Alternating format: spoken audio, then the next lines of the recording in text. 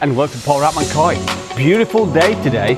It's surprising when it's warm weather, you feel a lot livelier. Love this weather. 20 degrees today. So on today's episode, I'm going to be treating one of my 2-year-old Doitsu leather shower. It's been acting a little bit strange in my main pond, so I've decided to take it out and pop it in the round pond over there. And I'm going to treat it with some Epsom salts. It's been acting quite strange, not eating properly, hiding at the bottom of the pond. And I've also noticed it's possibly maybe have a slight swim bladder problem. I'm no fish vet, but I've got a bit of an idea that it's not equalizing properly when it comes to the surface, and it's swimming erratically and it's acting a little bit strange, hiding in the corners, not eating much. It's been like that for the last probably 2 months, but because of the cold weather I haven't really taken much notice. It's been hiding at the bottom, but I noticed it a few weeks ago. So today I've taken all the net off. I'm going to be scooping the fish out just with the net. I'm not going to drag the full pond because I'm only going to take out the koi in question, and I'll probably take out one of his mates as well, just to keep him company whilst he's in the isolation tank. But I'm going to do a 3-day course of Epsom salt dip, just to try if it is a swim bladder problem, relax him if he's constipated, just to see how he goes. So that one there, that small Doitsu leather, see it there, it's just swimming really awkward. And he's probably got a swim bladder problem. Small one at the bottom there, that one there, there's something wrong with it. You can just see it down there, the small one. This one here. So that is the one that's been acting a bit strange. Just hangs around the bottom, swimming quite erratically, and it's always hanging around in the corner of the pond. Yeah, it just swims backwards and forwards.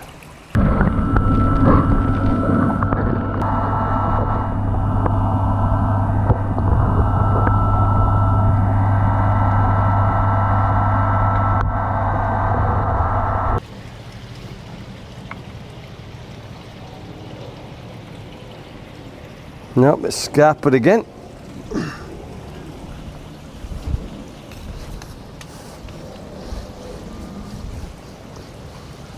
Aha, spotted it.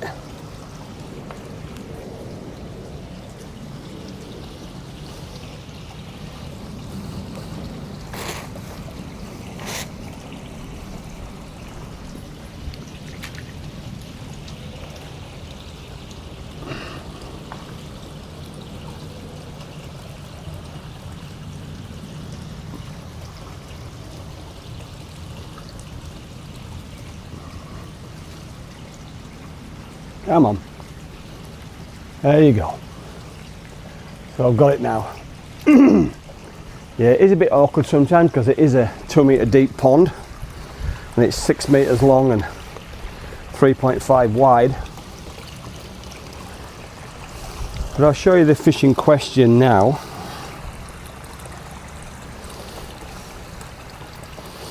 This is it here.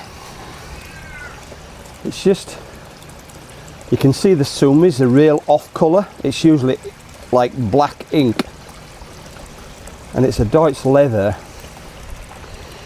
It's just got a little bump on the side there, but it's just, yeah, it's just not eating, and it's just not coming to the surface. It's just hiding in the corner. It's got a small bump on its side here, so I wonder if that's something to do with it. I'm going to scoop it out and have a closer look at it. Yeah, the sumi is really off. There's something not right about it, and there's a small lump on the side there, and I've noticed as well it's got a bit of a split fin, but it's a beautiful fish, and I just hate to, I don't want to lose it. So unfortunately sometimes, yeah, you have to do these things, but I need to treat it because I've noticed here on this side here it's got a lump. But yeah, it's a beautiful fish. Let's see if I can turn it over with one hand. It's got a few sores underneath its body as well. Maybe not.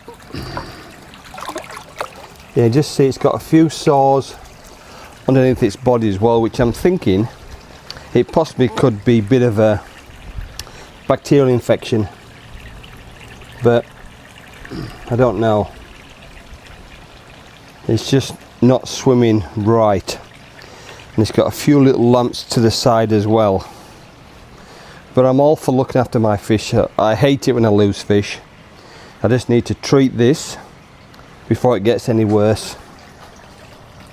Because it's been winter, it's just been hiding at the bottom. I haven't really seen it. But this is the time now just to treat it. I'm going to give it a scrape and see what we come up with. But yeah, it's a beautiful fish. It's 2 years old. And it's about 32, 33 cm.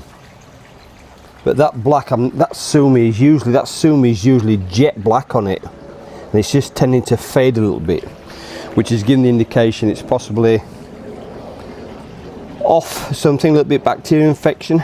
But I've checked the water parameters. Water parameters are spot on.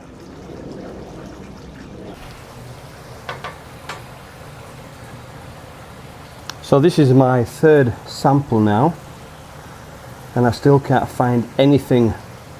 No signs of any bacteria, no fluke, no other bugs lurking around, no bacteria. So yeah, that's why I'm thinking it's possibly a swim bladder issue. I have done about 4 scrapes now from its belly area, shoulder area, just the start of the gills. But yeah, I just can't see, there's no hostility, no movement, nothing which stands out. So I've done 3 or 4 scrapes now and still nothing, which probably leads to believe it's probably a, not unless there's just ones I can't find. But usually now and again I do get fluke, and I can always see 1 or 2. But I've done 3 or 4 scrapes and I can't see anything whatsoever. So I'm no expert in this, but I believe it's probably a swim bladder issue. It has got a few sores on its stomach, so I might just isolate in this isolation tank. And over the next few days I might just treat with some Epsom salts. I'll just scoop it. It's easy to scoop out from this one, but there's no hostility at all in that one. That's the last scrape. So what I might do is I might take the fish, leave it in an isolation tank, and then once a day take it out and give it a couple of doses of Epsom salts. I've been doing a lot of research online, and I've never used Epsom salts before. I've just used normal pool salt, which also helps as well. It'd be a shame because it is a nice fish. It's a 2 years old, so I'd hate to see it just deteriorate. So I always try to help them best I can. Sometimes I ain't no fish vet, but I do try, and I do everything is in the best interest for the fish. So hopefully it will pull through. I'll let you know how it goes. I'll notice on its front pec fin as well, it's got a bit of a split in there, which is leading to bacteria, but yeah, I'm baffled with this one. I'll pop it in this tank here, and I'll isolate in here for a few days, and I'll treat it for a couple of days with Epsom salts and see if it comes through. I might put a little baddie in there with as well, just keep him company. So I might scoop another little one out and pop him in there with him as well, just so he's not by himself. So I'll pop him in there now, and let's see how he goes, eh? Yeah. It's a shame because he's a beautiful fish. Beautiful fish. Go on, go down there, straight to the bottom. So see how you go in there. I'm not going to feed him for a couple of days, just until I've completed the Epsom salt baths. But yeah, he seems pretty happy down there.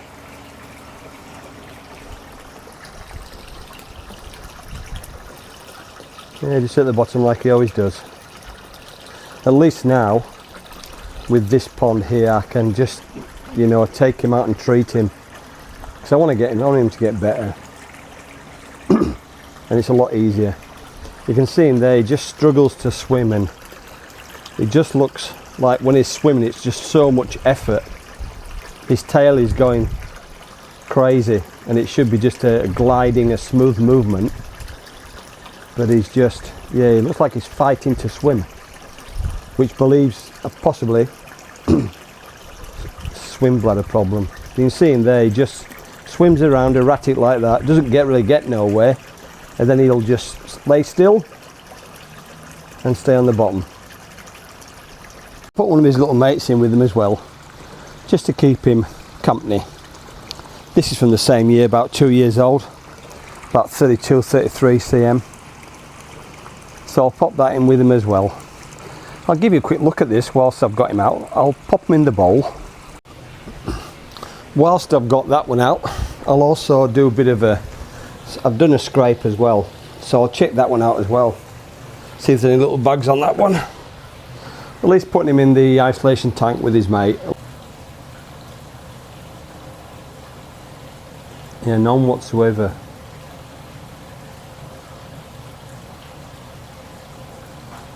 Still can't find any hostility whatsoever, no movement, nothing which draws my attention to a certain spot on the slide. It all seems pretty good. So on them two fish, there's no signs of any fluke, no signs of any bacterial, no costia, nothing, no trichodina, nothing on there whatsoever. Like I said, I only ever get fluke. I always get 1 or 2 fluke, which causes them irritation. And you always will have some type of microscopic bacteria in the pond, whether it's fluke, trichodina, costia. But it's just about keeping those numbers down. You're never going to remove them completely. I'll see how it goes in the tank.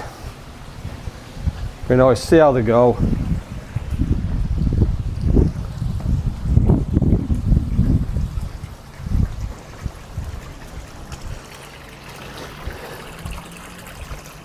Yeah, they're down there now. See that one there, it just swims around erratically and then just stays in one position. Whereas the other one's more graceful. When it moves, it's more graceful. It moves slowly and it's a lot smoother. Whereas this one, when this one swims, it just swims like crazy for a few seconds and then rests on the bottom. So see what happens. These Saxons are pretty good, and they range from a couple of dollars up to about $1,000, maybe even more. But this one here cost me about, I think, $250, $300, and it's great. It's got the 40 times zooms, 4 times zoom, and the 10 times zoom, which is all you need really. But yeah, great little equipment, and it comes with some slides as well. But for a couple $100, it's better to be safe than sorry. And I always, before I ever treat any of my fish, I always do a scrape. Regardless of what I'm doing, I'll always do a scrape just to make sure that they haven't got something. I don't want to be treating if there's no problems with them. I'm a firm believer that they are my pets, and I do try to do what's best for the koi. And unfortunately sometimes you have to give them harsh treatments, but that's the only way you're going to eradicate the problem. All these beautiful fish you see online from Japan, all around the world, they haven't got that good just by the bloodlines and the quality. It's also by they make sure that they look after the fish. They have got a problem, they seem to eradicate straight away, and they give it some strong doses of whatever is required to get that fish better. Any comments, pop it down below. Only a quick short video, just to, I'll let you know how that Doitsu Leather Showa goes. But The rest of the fish now, all back to normal. I did manage to scoop them, 2 of them out with the net. Well, it took me about 10-15 minutes. But I'll let you know how they go over the next few days. So I say I want to treat them with Epsom salts, especially that one there, just to make sure that it hasn't got a swim bladder problem. So if anybody's got any ideas out there, any other methods, any other ways of treating their koi with a similar effect, don't forget, like and subscribe. Just a quick short sharp video. Stay safe out there and we'll catch you on the next one. Paul Ratman Koi, over and out.